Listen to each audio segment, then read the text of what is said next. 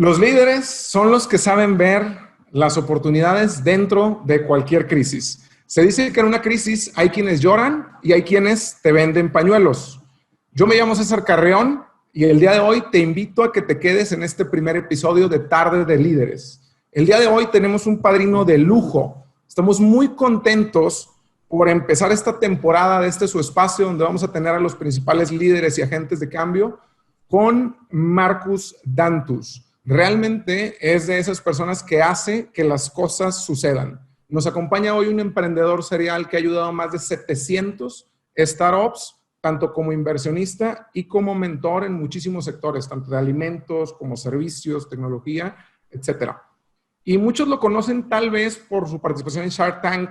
Sin embargo, ¿sabías que lleva más de 20 años apoyando a todo el sistema emprendedor en México?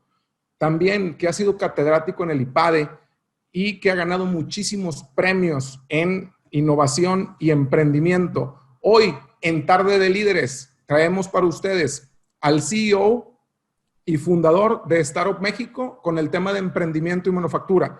Y sin más preámbulos, le doy la más cordial bienvenida a Marcus Dantus. Marcus, ¿qué tal? ¿Cómo estás? Muy buenas tardes.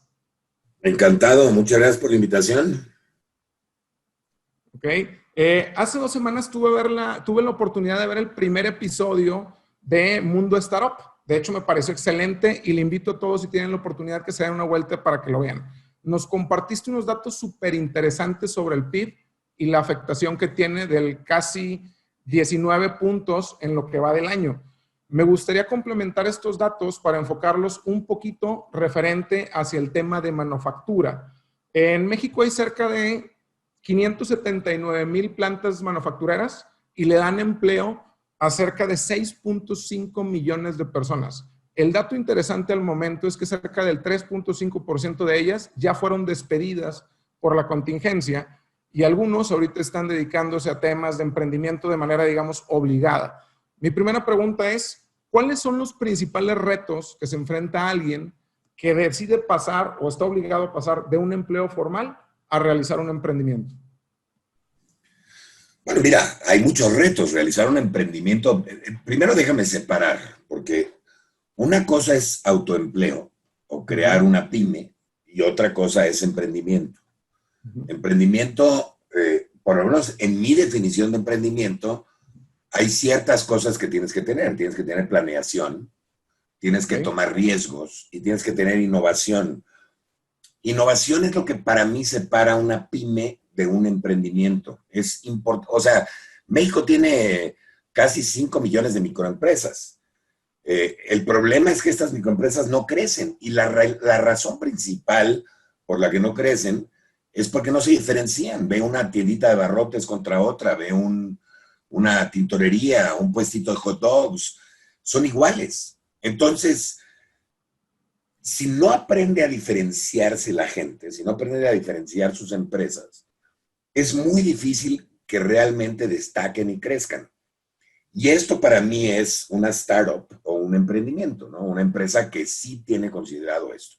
Ahora, para hacer un emprendimiento, una vez definido, pues para hacer una pyme no tienes ningún problema. Simplemente te vas, te compras, puedes comprarte una máquina y hacer cosas o revender lo que sea, digo, es muy fácil. Pero para hacer un emprendimiento tienes que pensar en diferenciación. Tienes que resolver un problema que obviamente tenga el mayor número de gentes posible y tienes que resolverlo de una manera diferenciada. Y eso para mí es el primer paso de un emprendimiento. Me parece excelente, muy bien. Aparte de esa formación técnica de la que estamos hablando y de resolver un problema de una manera diferenciada, ¿qué otras competencias debería de desarrollar un emprendedor? Bueno, mira, una de las competencias más importantes pues, es saber de finanzas, ¿no? Al final de cuentas, esto es un negocio. Tienes que saber leer los estados financieros, tienes que saber cuánto flujo te queda en caja, tienes que entender, por ejemplo, lo que es un costo de reposición de un producto, etcétera, etcétera, ¿no? Hay ciertos conceptos que son muy básicos que tienen que ver con gestionar una empresa. Yo creo que tienes que tener también algo de conocimiento de marketing, saber cómo realmente vas a promover tu empresa, cómo te vas a destacar. Por supuesto, tienes que saber algo de innovación, para saber. Desgraciadamente son habilidades que normalmente no se dan en la universidad o en la escuela, que no están integradas al currículo escolar, ¿no? Innovación es muy importante porque es importante encontrar lo que se llaman los espacios blancos o los océanos azules, ¿no? En donde realmente la competencia se vuelva irrelevante y puedas destacarte por la diferenciación o las ventajas competitivas o las barreras de entrada que tú mismo generaste, ¿no? De hecho, en una entrevista que tuvo con Patricia Armendáriz hablaba que había diferentes tipos de innovación. ¿Podría explicar un poquito para quienes a lo mejor no estamos familiarizados con los tipos de innovación que hay? Bueno, hay muchas técnicas de innovación. Técnicas, Lo que perdón. decía es que no todo el mundo, o sea, todo el mundo lo que pasa es que confunde innovación con inventar algo. Ok. Y no siempre tienes que inventar. A veces puedes, por ejemplo, simplificar un producto, ¿no? Hay una empresa muy famosa que se llama Firefly, que cuando todo el mundo estaba sacando teléfonos cada vez más complicados, más inteligentes, con más funciones, con más aplicaciones, Firefly inventa un teléfono que tiene solo 2 botones, mamá y papá. Y es un teléfono facilísimo para utilizar para los niños o para los adultos mayores, que luego se complican con un teléfono muy sofisticado, ¿no? Entonces, a veces, por ejemplo, eso se llama trimming, y a veces simplificar una cosa es suficiente para diferenciarte. A veces simplemente con el diseño te diferencias. A veces, por ejemplo, juntando 2 o más funciones en un solo producto también te diferencias. Y a veces es el modelo de negocios. De hecho, ahí ni le quitas, ni le pones, ni nada. Nada más cambias la manera como lo vendes, ¿no?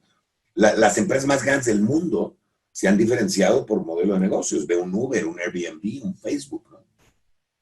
Bien, interesante. Vemos, de hecho, que actualmente hay muchos emprendimientos en temas de alimentos, servicios, incluso en educación, sector salud, pero vemos pocos emprendimientos enfocados tanto a la manufactura y a la tecnología. ¿A qué cree que se deba que hay pocos emprendimientos en estos factores de la tecnología y la manufactura? Mira, no creo que haya pocos emprendimientos en tecnología y manufactura. Quizá lo que pasa es que no se destacan tanto y no crecen a los niveles que crece un Facebook o un Amazon o una cosa así. Y esto es más una tendencia y una moda que otra cosa. Yo estoy convencido. Mira, ahorita hay unos inventos espectaculares en robótica y emprendimientos en robótica, en inteligencia artificial, en cosas que directamente van a afectar la manufactura. Y por supuesto también hay inventos físicos, ¿no? Muchísimos. Y todo esto tiene que manufacturarse de alguna manera. Entonces yo sí creo que la manufactura es una gran manera de destacarse y de hacer emprendimientos.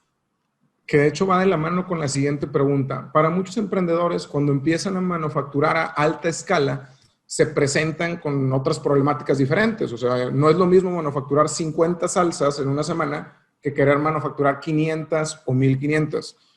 ¿Cuáles son los problemas a los que se enfrenta un emprendedor cuando debe de empezar a escalar la manufactura? Bueno, si no está bien planeado el negocio, si no tienes una planeación desde el principio, pues claro que te vas a topar con problemas, porque tienes un máximo de capacidad de producción. Y esa capacidad de producción, ahora, es un buen problema, ¿eh? Que son de los problemas que nos gustan, ¿no? Si tienes más... Preferible tener demanda, ¿no? El problema. Sí, claro, pues es buenísimo. Pero obviamente tienes que tener la manera para escalar rápido y no quedarle mal a los clientes. A mucha gente les pasa esto y no les pasa solo en manufactura. Digo, hay muchas empresas, por ejemplo, que tienen cosas que le venden a clientes demasiado grandes que están fuera de su liga y que cuando empiezan a darse cuenta de la demanda, pues les quedan mal y se queman, ¿no? Exactamente. Entonces, es muy importante que planees desde el principio y quizá más importante que sepas cuál es tu capacidad de producción, que sepas cuál es tu capacidad de entrega para no sobrepasarte en promesas, ¿no? En el emprendimiento siempre se dice, promete de menos y entrega de más, ¿no? Ok, me parece excelente. Eso me lleva también a otra pregunta. Para esta gente que a lo mejor está manufacturando un poquito y que luego la tiene que escalar y a veces se quedan pensando de que ¿cuándo es que yo debo de pedir dinero para una máquina? ¿Cuál debería ser mi detonante para decir, yo ya no puedo ser un taller, ahora necesito escalar y necesito volver una plantita o una planta de manufactura? Yo creo que hay tendencias que puedes identificar en el crecimiento que estás teniendo en ventas que te adelanten cuándo vas a necesitar incrementar tu capacidad de producción. Y si ese es el caso, yo creo que, o sea, no hay, lo más fácil para que alguien invierta en tu empresa es porque tienes sobreoferta. Sería la razón número uno por la que alguien, claro, porque si tú llegas conmigo y me dices, oye, voy a inventar esto, pero nadie me lo está comprando y necesito dinero, pues va a estar muy difícil que lo invierta. Pero tú me dices, oye, inventé esto y la gente me está comprando y necesito dinero para poder hacer todas las entregas, pues la mayoría de la gente va a invertir. Excelente. De hecho, aquí voy con unos datos de acuerdo al Diario Oficial de la Federación, que se publicaron en junio de este año, que nos dicen que el 84.7% de las MIPYMES no capacitan a su personal y el 40.4% de los empleados que están en las MIPYMES ni siquiera toman acciones para resolver problemas. Aquí el tema es qué tan importante es el desarrollo de competencias para mejorar en cuanto a las MIPYMES su competitividad. Mira, nosotros tenemos en Startup México un área de profesionalización de pymes. Yo pienso que esto de estar entrenando a tu personal, no solo en técnicas más modernas, no solo en mejoramiento de cosas relacionadas a tu empresa, sino en general, siempre va a retornarte algo interesante, ¿no? Muy bien. Me he dado cuenta que muchos emprendedores no consideran la parte de la manufactura y cómo escalarlo y esto como un riesgo. Es decir, ¿qué problemas puede pasar un emprendedor al no conocer herramientas para mejorar sus sistemas productivos? A ver, repíteme la pregunta, es que alguien me muteó. Sí. Hablábamos sobre cuando un emprendedor necesita empezar a escalar la manufactura y que ya empieza a tener problemas de calidad y que ya empieza a tener problemas para cumplir con entregas. Y la pregunta iba con, ¿qué problemas puede pasar un emprendedor por no conocer herramientas que le ayuden a mejorar sus sistemas productivos y de servicio al cliente? Bueno, pues llega un momento en que se topa, son muchos problemas. El primero es que no puede escalar. Y es un problema gigantesco porque parte de un emprendimiento, el chiste es que escales, que la empresa trascienda, que crezca. Pero un segundo problema, y todavía mucho más grave en mi opinión, es que hay veces que tienes una ventana de oportunidad abierta con alguien y si le quedas mal, se cierra.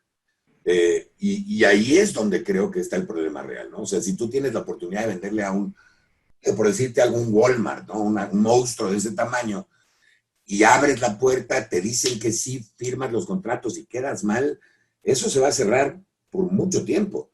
Y eso es irrecuperable, ¿no? Ok, entonces, ¿qué ventajas competitivas le daría a un emprendedor el conocer herramientas para mejorar sus sistemas, sus indicadores de producción, sus indicadores de servicio al cliente? ¿Qué ventajas le puede dar a un emprendedor para esto? Bueno, es que no solo son las ventajas competitivas que le da, sino la defensa contra su competencia. Imagínate que tú tienes una fábrica de lo que sea y tu competencia está perfectamente integrado. Tienes sistemas que le están dando todo el tipo de información que requiere, puede planear mucho mejor, puede crecer mucho más rápido, puede adelantarse a problemas. Son muchísimas las ventajas que te dan. Excelente, muy bien. Que me lleva también a lo que platicábamos. Le están haciendo un esfuerzo importantísimo en Startup México. De hecho, el cambio que han hecho para ya entregar mucho más contenido de calidad y todo esto, lo de la formación que están entregando para los emprendedores, nos encantó, la verdad. Y por eso viene la siguiente pregunta. ¿Qué tan importante o qué tanto ayuda la formación adicional a la universidad para alguien que quiere empezar en el mundo del emprendimiento? Bueno, mi hermano, yo soy de la opinión de que la educación pues, siempre te va a dar ventajas competitivas, ¿no? En lo que sea. O sea, la educación, la práctica, son cosas básicas en lo que sea, no nada más en la empresa y no nada más en la industria. Si tú te pones a educarte, a aprender, a saber más, pues crece tu cerebro, crecen tus habilidades, crece tu capacidad de crear cosas y de tener éxito en general, ¿no? Perfecto, muy bien. Ahora, cambiando un poquito de tema a lo de la industria 4.0, que es algo que yo sé que en Startup México ya han estado trabajando con algunos temas de eso.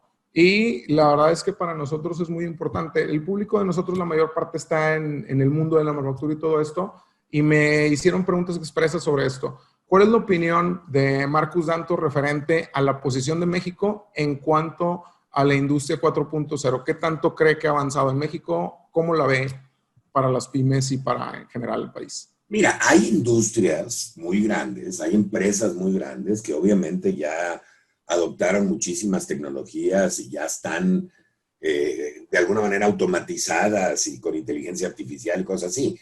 En su gran mayoría, México está muy atrasado. Y de hecho te voy a decir una cosa, me preocupa mucho, pero me preocupa más, digo, por supuesto me preocupan las empresas. Estamos viviendo en un mundo globalizado, la competencia no viene nada más de México. Hay países, por ejemplo, como Costa Rica en este continente, que ya son más baratos para producir que nosotros. Ya nuestra competencia no son nada más los chinos. Pero me preocupa también por la gente, fíjate. Yo creo que hay muchos trabajos que se van a automatizar y esta gente no está entrenada todavía para hacer cosas de valor agregado. Y tenemos que prevenir esto, porque si no va a haber mucha gente sin chamba. Sí, de hecho, realmente ahorita hay gente que trabaja en manufactura, que trabaja en temas de robótica, que trabaja en temas de mecatrónica y que hace un montón de cosas muy importantes. Y muchos de ellos han querido aterrizar esto con un emprendimiento. Para ellos que a lo mejor ahorita están trabajando en una fábrica o en algo de la maquila y que quisieran empezar con un emprendimiento, ¿qué consejo les daría? Bueno, primero los consejos que le doy a cualquier emprendedor, que es con lo que empecé, ¿no? Encuentren un problema y resuélvanlo de manera diferenciada. Por ejemplo, puede ser que el problema sea que estás viendo que en México, pues muchas empresas todavía les falta, así como les faltó antes de la pandemia la transformación digital, pues ahorita les falta la transformación a una industria 4.0 automatizada, robotizada, con inteligencia artificial, con big data, etcétera, etcétera, que te haga tomar decisiones mucho más inteligentes y mucho más productivas, ¿no? Entonces, lo primero es encuentren un problema y resuélvanlo con diferenciación. Ahora, vean las tendencias. Las tendencias cambian constantemente y ahorita con el COVID cambiaron muchísimo. Entonces, vean realmente lo que va a necesitar la gente en 6 meses, en un año, y pónganse a chambear sobre eso. Adelantarse un poco a las tendencias siempre es bueno, ¿no? Okay. De hecho, hay unos datos importantes de la encuesta sobre investigación y desarrollo tecnológico que se publicó en junio de este año en el Diario Oficial de la Federación. Apenas el 6.4% de las empresas tiene proyectos de innovación y únicamente el 1.6% de ellos hacen actividades de investigación y desarrollo. ¿Qué necesitaríamos hacer para hacer que todo ese tema de la industria 4.0, mecatrónica y robótica, sea también un poquito más asequible para las pymes? Porque ahorita estoy de acuerdo con que hay muchas iniciativas ya puestas, pero sobre las plantas muy, muy grandes, con miles y miles de personas, pero a lo mejor no tanto para las plantas más pequeñas. Entonces quisiera ver su opinión al respecto. ¿Qué se podría hacer para empezar por ahí? Mira, lo primero es educar, o sea, necesitamos educar, pero este no es un esfuerzo nada más de la industria, eso también tendría que ser un esfuerzo académico y de gobierno, entender que si no, o sea, si nos quedamos parados, el tren nos va a arrollar, ¿no? México sí tiene ventajas competitivas, somos muy buenos maquiladores, tenemos muchas ventajas manufactureras, pero se están perdiendo precisamente porque no estamos metiendo en la investigación y desarrollo.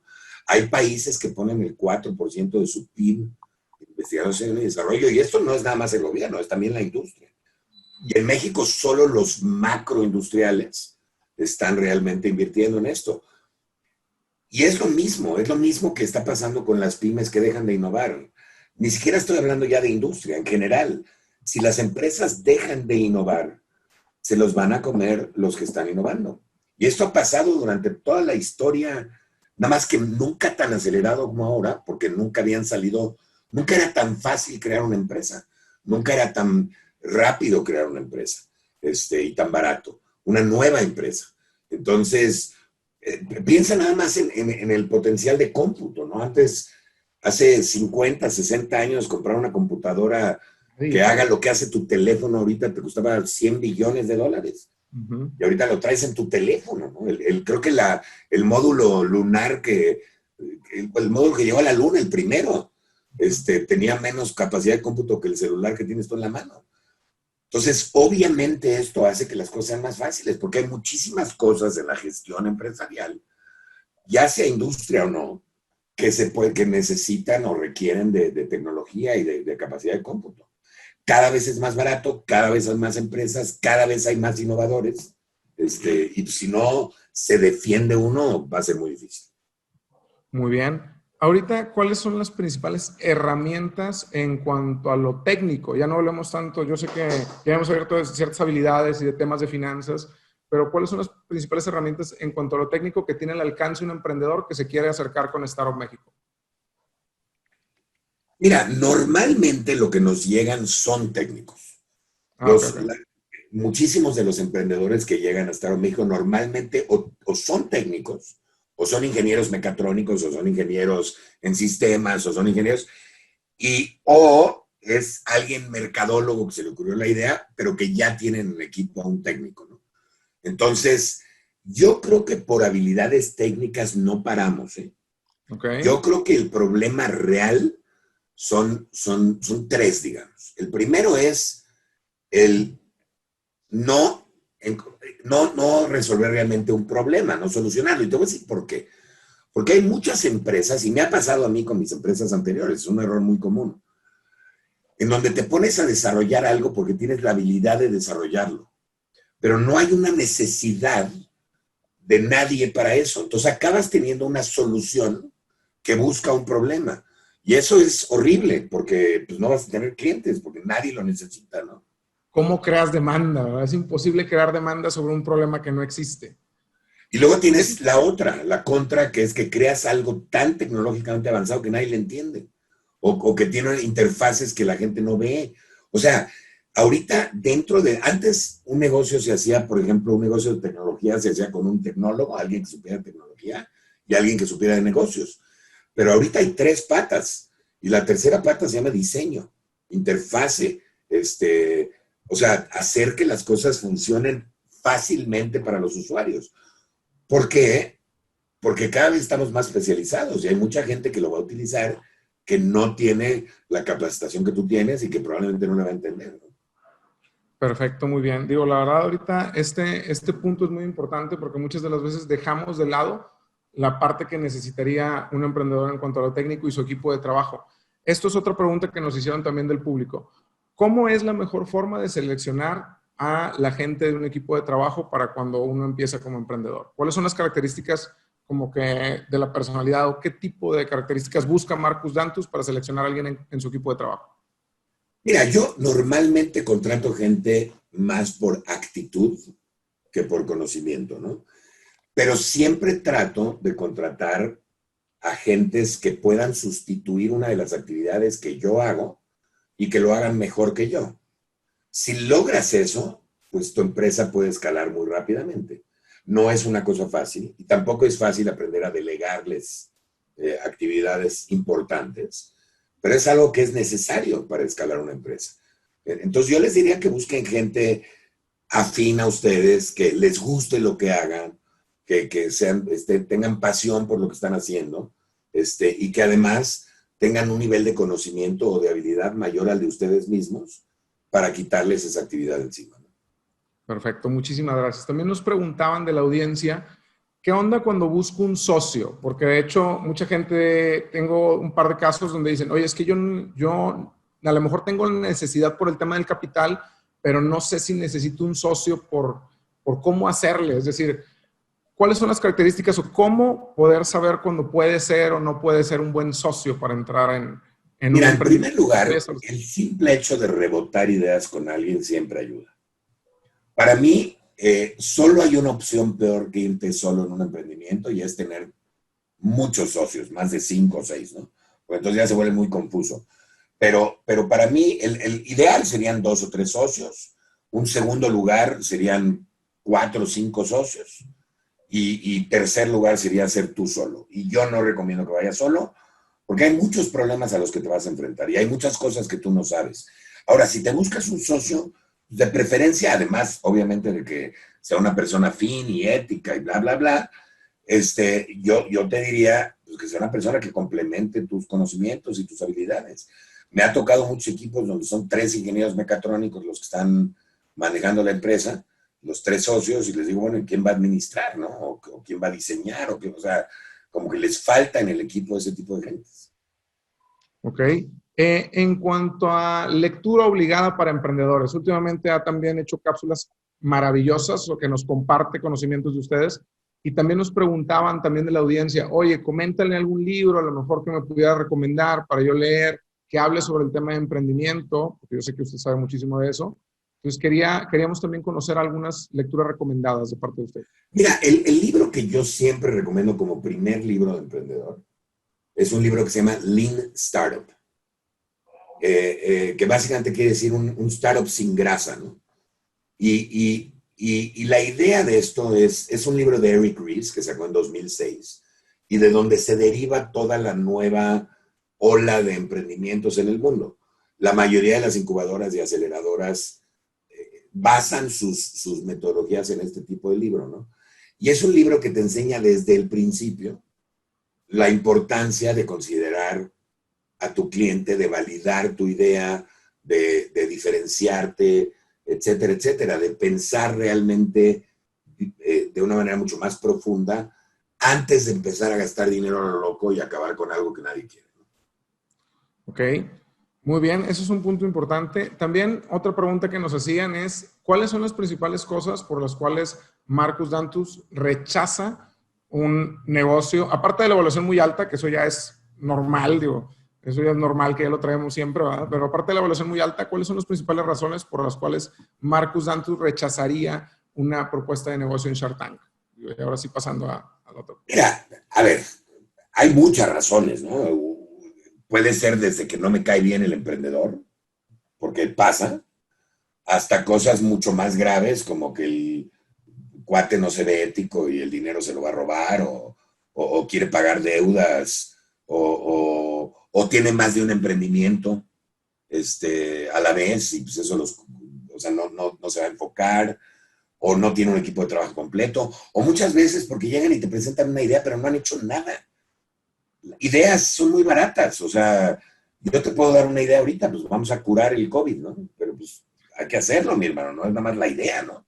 Sí, Y muchos chavos he visto que llegan con una idea, pero ni siquiera la han desarrollado, ni saben cómo la van a desarrollar. Y eso pues no es un emprendimiento, ¿no? eso es solamente la primera fase de esta parte. El otro punto, ¿qué sigue en cuanto al rebranding que hizo Marcus Dantus, que ahora está muy padre con lo de las cápsulas, con lo de las masterclass, con todo eso? ¿Cuál es el enfoque ahora que va a traer Marcus Dantus? Mira, te voy a platicar de dónde viene todo esto. Lo que pasa es que no, o sea, como equipo, revaloramos todo lo que estamos haciendo en Startup México y cuál es realmente el posicionamiento que queremos tener. Y más en este nuevo mundo que empieza, sí, pero empieza desde que cambia México en las elecciones y nos damos cuenta que como que ya no quieren apoyar el emprendimiento, ya no quieren apoyar, no entiendo por qué, no entiendo cuál es la estrategia. Bueno, sí entiendo, pero quizá no, así que mejor ni opino. Pero creo o sea, en mi experiencia, lo que hemos visto es que los países, bueno, lo dice Michael Porter, dice, la cuestión central de la prosperidad económica pues, es el emprendimiento, es la innovación. Los países que son ricos son los países que emprenden, que innovan, que invierten dinero en investigación y desarrollo. Y México aparentemente va en sentido contrario, nos estamos como alejando de eso. Entonces, definimos nuestra posición y dijimos, nosotros tenemos que pelear por el bien de México, por el crecimiento de las pymes, por la profesionalización del talento, por la creación de nuevas empresas, de nuevas oportunidades de trabajo. Y entonces estamos, como mi marca personal en algunas cosas ya superó inclusive la de Startup México, pues nada más nos estamos alineando, ¿no? Ok, que de hecho es algo, escuché un comentario también, yo también opino exactamente igual que usted, referente a que en lugar de estar presumiendo que 7 de cada 10 familias reciben un apoyo, deberíamos de estar presumiendo la creación de nuevas empresas, deberíamos estar presumiendo el hecho de que más Pero eso gente... es de antes, somos de ahora. Todo este tipo de cosas es lo que deberíamos de estar presumiendo, ¿ah? En lugar de regalar simplemente apoyos. Si estuviera en la posición de Marcus Dantus, ¿qué hubiera corregido a lo mejor del INADEM para mantenerlo mejor o qué haría en el próximo, digamos, INADEM 2.0? Mira, para mí el INADEM fue un parteaguas en la historia de México en el sentido de que realmente detonó la creación de un ecosistema emprendedor. Por supuesto, como todas las instituciones gubernamentales, toda la historia, habían obviamente áreas, oportunidades de mejora, sin lugar a dudas. En México tenemos una cosa, somos muy gandallas los mexicanos. En el momento que vemos dinero gratuito, tratamos de agarrarlo todos y no todos tenemos un proyecto que realmente es, que esté alineado, digamos, a ese dinero, ¿no? Entonces, creo que deberían de haber gastado un poco más en evaluadores de calidad, por ejemplo, y creo que el CONACYT es lo mismo. Creo que tienen que hacer iniciativas que estén de alguna manera limitadas para no tener que evaluar luego 150,000 proyectos de una manera muy rápida, y tiene que dar un seguimiento mucho más puntual a en qué se gastó ese dinero y ver que corresponda a lo que se prometió, ¿no? Pero fuera de eso, yo creo que el INADEM fue un súper instituto que realmente no solo ayudó a la creación de muchísimas empresas y fondos de inversión y esto, pero detonó una cultura emprendedora. Mira, no sé qué edad tengas, pero casi 37. Pero yo te apuesto a que cuando tú saliste de la universidad, todos tus compañeros y tú querían emplearse. Y hoy, si tú le preguntas a los chavos de universidad que están saliendo, más de la mitad quieren ser emprendedores. Y esto es importantísimo. Así es como los países realmente crecieron. Que de hecho ese ejemplo me lleva a la siguiente pregunta. ¿Es importante para un emprendedor haber tenido una carrera, por así decirlo, en alguna empresa y todo esto? ¿O no es un impedimento o le puede limitar la visión? ¿Cuál sería la sugerencia de Marcus? Mira, yo creo que hay de todo, ¿no? También me hacen esta pregunta de que si es importante que vayan a la universidad o no, porque, bueno, te voy a decir por qué, porque luego te pones a ver a los más millonarios del mundo.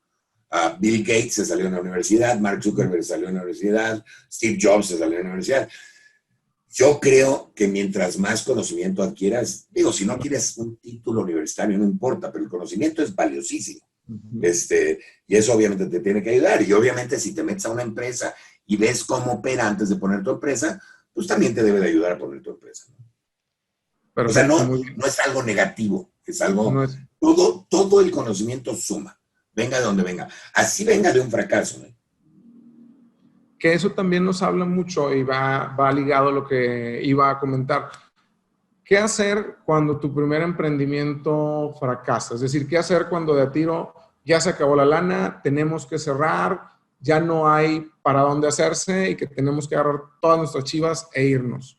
¿Cuáles serían las primeras cosas que tendríamos en que pensar o qué consejo le da a quienes nos ha pasado esta situación? Mira, lo primero es que lo más importante es que aprendas la lección. Yo siempre he dicho, si tú sales de tu casa y te pegas con un poste, está bien, te pegaste con el poste, ni modo. Pero si vuelves a salir de tu casa y te vuelves a pegar con el mismo poste, pues sí ya tienes un problema, ¿no? Esto es lo mismo. Estas son lecciones, son aprendizajes que vas teniendo. Es muy difícil tener éxito sin haber fracasado antes. De hecho, te diría que es imposible. Entonces, los fracasos solo son fracasos si no aprendes de ellos. A todos nos ha pasado que calculamos mal algo, o que viene el COVID y nos truena la empresa, o que no nos pagan unos clientes y nos pagan. O sea, hay millones de cosas, que nos cae Hacienda, o lo que tú quieras. Pasan cosas en las empresas. No es un mundo perfecto y no todo se puede planear.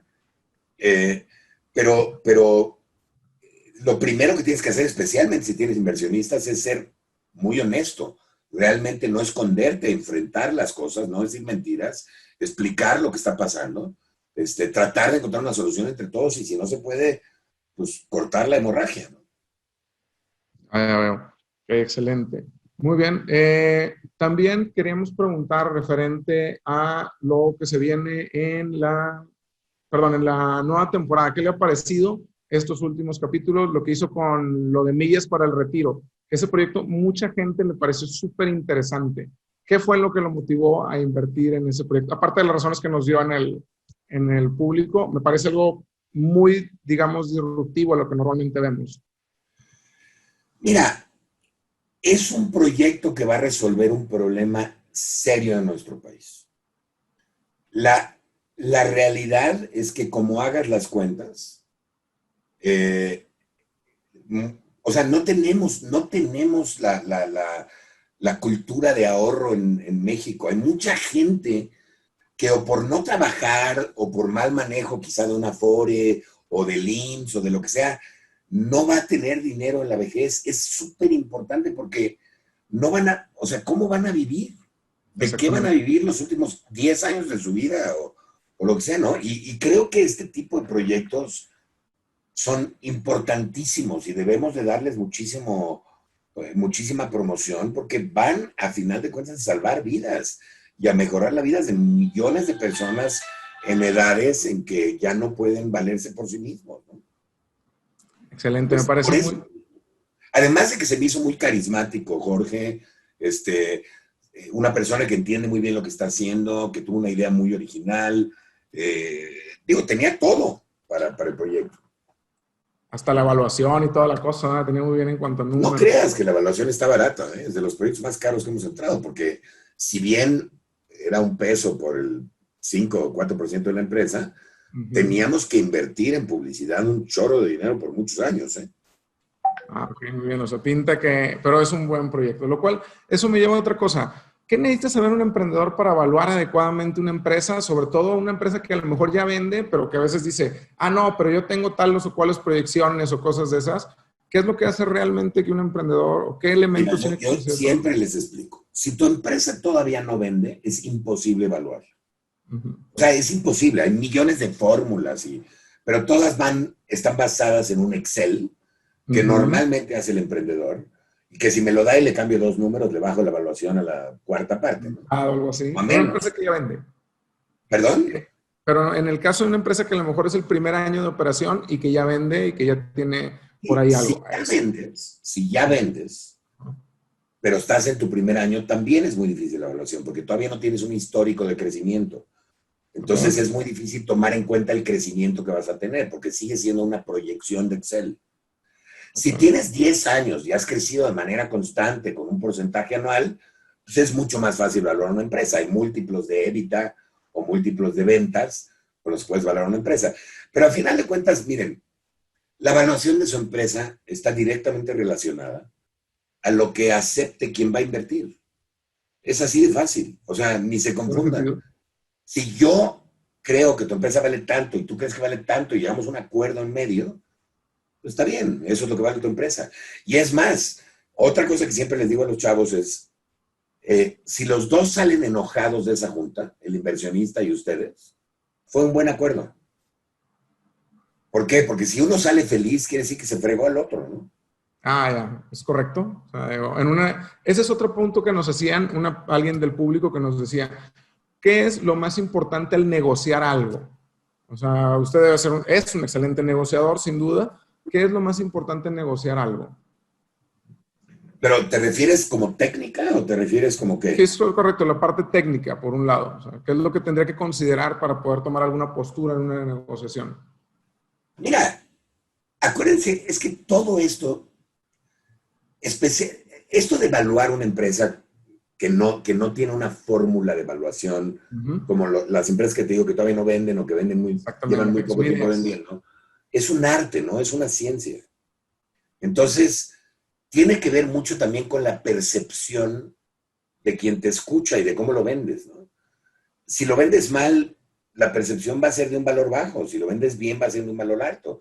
Si yo te digo ahorita, por ejemplo, que tengo una empresa que va a hacer que nunca nadie se vuelva a enfermar en su vida, pues inmediatamente tu mente va a decir, oye, esto tiene un valor alto. Entonces le meto, ¿no? ¿Le meto cuánto? Pues lo que sea, porque quiero estar... Pero si yo te digo algo que no te llama tanto la atención, pues probablemente la percepción es baja. Y eso tiene que ver mucho con si nos conectamos bien, si somos compatibles en el sentido de que tú eres un inversionista bueno para mí o mi proyecto es bueno para ti.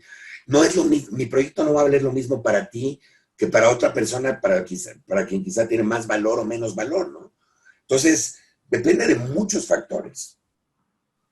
Muy bien, excelente. Y ya para finalizar, porque también nos hicieron varias preguntas del público, me preguntaban en cuanto a los servicios actuales de Startup México.